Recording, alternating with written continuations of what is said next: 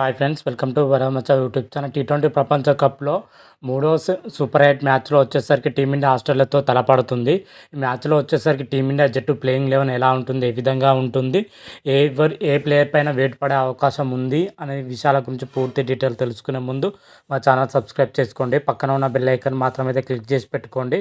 ఫర్దర్గా మేము వీడియోలో అప్లోడ్ చేసినప్పుడు మీకు నోటిఫికేషన్ వస్తుంది. టీ20 ప్రపంచ కప్ 2024లో టీమిండియా మాత్రమైతే వరుస విజయాలతోనైతే దూసుకొని పోతుందని చెప్పుకోవచ్చు. ఇప్పటి వరకు 5 మ్యాచ్లు ఆడిన టీమిండియా 5లో విజయం సాధించడం జరిగింది. గ్రూప్ స్టేజ్లో 3 మ్యాచ్లు ఆడి 3 మ్యాచ్లో గెలవడం జరిగింది. అదేవిధంగా సూపర్ 8లో 2 మ్యాచ్లు ఆడి 2 మ్యాచ్లో కూడా గెలవడం జరిగింది. సూపర్ 8లో తొలి మ్యాచ్లో ఆఫ్ఘనిస్తాన్ పైన 47 పరుగుల తేడాతో అద్భుతమైన విజయం అందుకున్న టీమిండియా సెకండ్ సూపర్ 8 మ్యాచ్లో వచ్చేసరికి బంగ్లాదేశ్ పైన 50 పరుగుల తేడాతో అద్భుతమైన విజయం అయితే నమోదు చేయడం జరిగింది. అయితే బంగ్లాదేశ్తో జరిగిన మ్యాచ్లో టీమిండియా ప్రదర్శన మాత్రమైతే నెక్స్ట్ లెవెల్లో ఉందని చెప్పుకోవచ్చు. మ్యాచ్లో టీమిండియా అటు బౌలింగ్లో కానీ బ్యాటింగ్లో కానీ సమిష్టిగా రాణించడంతోనే విజయం దక్కింది. ముఖ్యంగా బ్యాటింగ్లో వచ్చేసరికి హార్దిక్ పాండ్యా అద్దరగొట్టడం జరిగింది. అదేవిధంగా బౌలింగ్ వచ్చేసరికి కుల్దీప్ యాదవ్ దంచి కొట్టడం జరిగింది. ఓవరాల్గా టీమిండియా బంగ్లాదేశ్తో జరిగిన మ్యాచ్లో అద్భుతంగానే రాణించిందని కూడా చెప్పుకోవచ్చు. సూపర్ 8లో 2 మ్యాచ్లో టీమిండియా గెలిచిందంటే అన్ని విభాగాల్లో సమిష్టిగా రాణించడంతోనే మన సూపర్ 8 మ్యాచ్లో టీమిండియా అయితే గెలుపు ప్రధాన కారణమని కూడా చెప్పుకోవచ్చు. అయితే సూపర్ 8లో టీమిండియా వచ్చేసరికి ఆస్ట్రేలియాతో చివరి సూపర్ 8 మ్యాచ్ అయితే ఆడనుంది. మ్యాచ్ వచ్చేసరికి జూన్ 24న అయితే ఈ మ్యాచ్ అయితే జరగనుంది. మ్యాచ్ వచ్చేసరికి సెయింట్ లూసియాలోని అరెన్ సమీ స్టేడియంలో ఈ మ్యాచ్ అయితే జరగనుంది. అయితే ఈ మ్యాచ్ ఆస్ట్రేలియాకు అయితే చాలా కీలకమైన మ్యాచ్ అని చెప్పుకోవచ్చు. ఈ మ్యాచ్లో గెలిస్తే ఆస్ట్రేలియా సెమీకి చేరుతుంది, లేకపోతే మాత్రమైతే ఇంకా సెమీస్ వెళ్ళడం సంక్లిష్టమైతే అవుతుంది. టీమిండియా మాత్రమైతే ఇప్పటికే సెమీస్ దాదాపు ఖాయమైనట్లే లెక్క. 100%లో దాదాపు 98% టీమిండియా మాత్రమైతే సెమీ చేరడం పక్కా అని కూడా చెప్పుకోవచ్చు. ఎందుకంటే గ్రూప్ 1లో వచ్చేసరికి 2 విజయాలు 4 పాయింట్లతోనే టీమిండియా టాప్ పొజిషన్లో అయితే దూసుకెళ్లడం జరిగింది.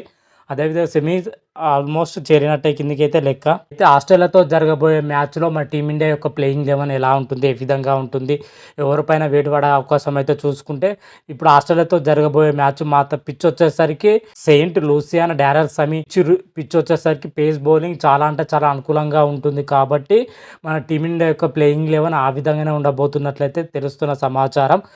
మన పిచ్ రిపోర్ట్ని బట్టి చూస్తే మన రవీంద్ర జడేజా పైన అయితే వేటు పడే అవకాశం అయితే కనిపిస్తుంది. రవీంద్ర జడేజాను పక్కన పెట్టి అతని ప్లేస్లో వచ్చేసరికి మహమ్మద్ సిరాజ్ను తీసుకునే అవకాశం అయితే కనిపిస్తుంది. ఒక్క చేంజ్ మాత్రమే టీమిండియా చేసే అవకాశం అయితే కనిపిస్తుంది. ఇది మాత్రం చేస్తారా లేదా అని అయితే క్లారిటీ అయితే లేదు. ప్రజెంట్ వరకు మాత్రమైతే టీమిండియా మేనేజ్మెంట్ అయితే ఆలోచిస్తున్నట్లయితే తెలుస్తున్న సమాచారం.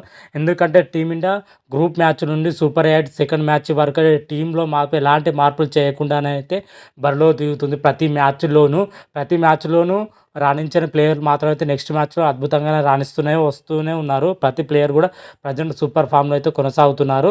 మరి ఆస్ట్రేలియాతో జరగబోయే సూపర్ 8లో మ్యాచ్ చూస్తే సేమ్ ప్లేయింగ్ 11తో దిగే అవకాశాలు అయితే 80% అయితే ఉందని చెప్పుకోవచ్చు. ఒకవేళ చేంజ్ చేస్తే రవీంద్ర జడేజా ప్లేస్లో మహమ్మద్ సిరాజ్ వచ్చే అవకాశం అయితే కనిపిస్తుంది. ఇది ఒక్క చేంజ్ తప్ప మన టీమిండియా ప్లేయింగ్ 11 ఎలాంటి చేంజ్ మాత్రమైతే ఉండకపోవచ్చు ఆస్ట్రేలియాతో జరగబోయే మ్యాచ్లో. అది కూడా ఎందుకంటే సెయింట్ లూసియానా పిచ్ వచ్చేసరికి పేస్ బౌలింగ్ అనుకూలిస్తుంది. కాబట్టి ఎక్స్ట్రా పేసర్ కోసం టీమిండియా మేనేజ్మెంట్ తీసుకోవాలనుకుంటేనే జడేజా ప్లేస్లో మహమ్మద్ సిరాజ్ వచ్చే అవకాశం ఉంటుంది. లేకపోతే మహమ్మద్ సిరాజ్ మాత్రం అయితే బెంచ్కే పరిమితమయ్యే అవకాశం అయితే కనిపిస్తున్నాయి. ఒకే చేంజ్ తప్ప మిగతా చేంజ్లు అయితే చేయకపోవచ్చు. ఎందుకంటే బంగ్లాదేశ్తో జరిగిన మ్యాచ్లో మన టీమిండియా బ్యాటర్లు మాత్రం అందరూ కూడా సమిష్టిగా రాణించడం జరిగింది. ముఖ్యంగా ఫామ్లో లేని రోహిత్ శర్మ కానీ, విరాట్ కోహ్లీ కానీ, శివం దుబేల్ కూడా బంగ్లాదేశ్తో జరిగిన మ్యాచ్లో ముగ్గురు మాత్రమైతే సూపర్ ఫామ్లోకి రావడం జరిగింది.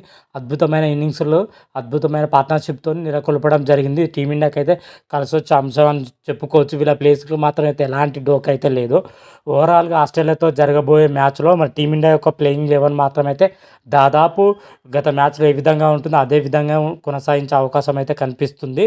ఓవరాల్గా ఒకసారి చూసుకుంటే రోహిత్ శర్మ, విరాట్ కోహ్లీ, రిషబ్ పంత్, సూర్యకుమార్ యాదవ్, శివం దుబే, హార్దిక్ పాండ్యా, అక్షర్ పటేల్, కుల్దీప్ యాదవ్, రవీంద్ర జడేజా, జస్ప్రీత్ బుమ్రా, అర్షదీప్ సింగ్తో కూడిన ప్లేయింగ్ 11 అయితే ఆస్ట్రేలియాతో జరగబోయే మ్యాచ్లో పాల్గొనే అవకాశం అయితే కనిపిస్తుంది. ప్లేయింగ్ 11లో చూసుకున్న మన టీమిండియా అన్ని విభాగాల్లో చాలా స్ట్రాంగ్ ఉందని చెప్పుకోవచ్చు. మరి చూద్దాం ఆస్ట్రేలియాతో జరగబోయే చివరి సూపర్ 8 మ్యాచ్‌లో టీమిండియా ప్రదర్శన ఎలా ఉంటుంది? ఏ విధంగా ఉంటుంది? అనేది మాత్రమైతే నెక్స్ట్ వీడియోలో మనం క్లియర్ కట్‌గా అయితే తెలుసుకుందాం. అంతవరకు మీకు ఈ వీడియో గాని నచ్చినట్టయితే లైక్ చేయండి, షేర్ చేయండి. మరిన్ని వీడియోల కోసం మా ఛానల్ సబ్స్క్రైబ్ చేసుకోండి.